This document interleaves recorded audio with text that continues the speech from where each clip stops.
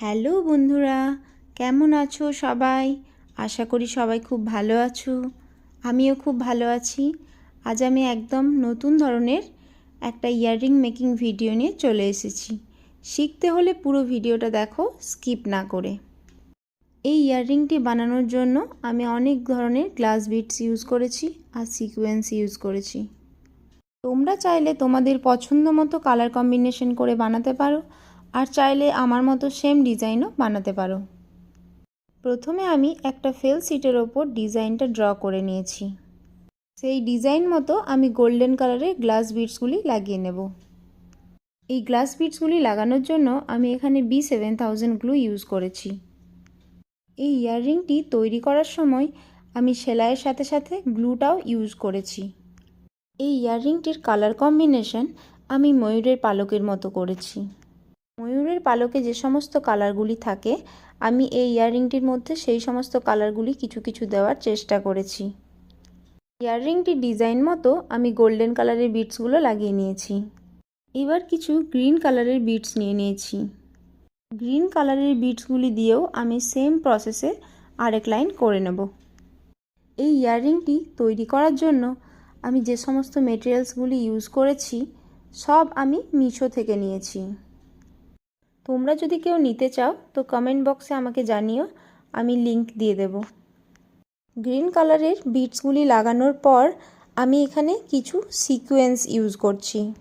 যে সিকোয়েন্সটা আমি ইউজ করছি সেটি 2 টোন কালারের সিকোয়েন্স। এর মধ্যে গ্রিন আর ব্লু কালারের দুটি টোনই আছে। এই সিকোয়েন্সটির কালারটা ময়ূরের পালকের সাথে অনেক মিশে গেছে। আমি একটা একটা করে সিকোয়েন্স ইয়াররিংটির মধ্যে লাগিয়ে নিচ্ছি। সিকোয়েন্সের ওপর আমি একটা করে গোল্ডেন কালারের বিডসও লাগিয়ে নিয়েছি। সেম প্রসেসে পুরো ইয়াররিংটির মধ্যেই আমি সিকোয়েন্সটি লাগিয়ে নেব। এবার পুরো এক লাইন সিকোয়েন্স লাগানো কমপ্লিট হয়ে গেছে।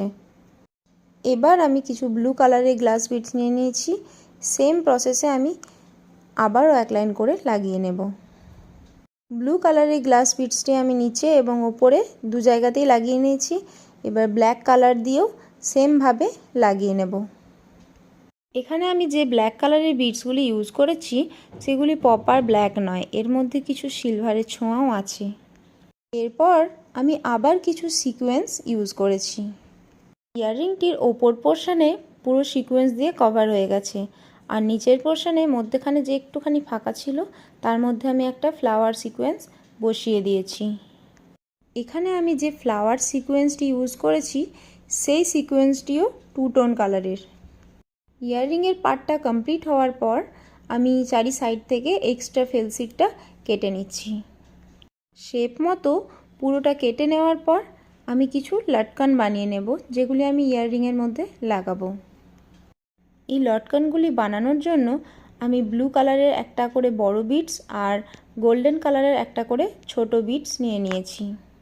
ইয়াররিংটির সাইজ যেহেতু বড় আছে তাই আমি লটকনের সাইজগুলি খুবই ছোট ছোট রেখেছি। সব লটকনগুলি বানিয়ে নেওয়ার পর আমি এখানে B7000 গ্লু দিয়ে আবার চিটিয়ে নিচ্ছি। একে একে সব লটকন চিটিয়ে নেওয়ার পর কিছুক্ষণ ড্রাই হওয়ার জন্য রেখে দিতে হবে।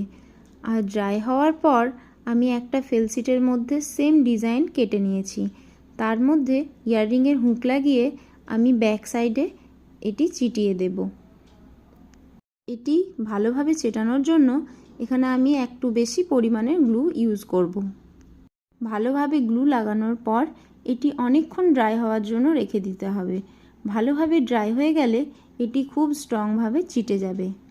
এই ইয়াররিং মেকিং ভিডিওটা তোমাদের যদি ভালো লেগে থাকে তাহলে লাইক কমেন্ট শেয়ার করতে ভুলো না। আশা করি এই ভিডিওটা থেকে তোমরা অনেক কিছু শিখতে পারবে। আরও নতুন নতুন ভিডিও পেতে আমার চ্যানেলটি সাবস্ক্রাইব করে দিও, আর তার সাথে বেল আইকনটিও ক্লিক করে দিও। এর ফলে আমার ভিডিও আপলোডের সাথে সাথে তোমাদের কাছে নোটিফিকেশান চলে যাবে। থ্যাংক ইউ পুরো ভিডিওটা দেখার জন্য।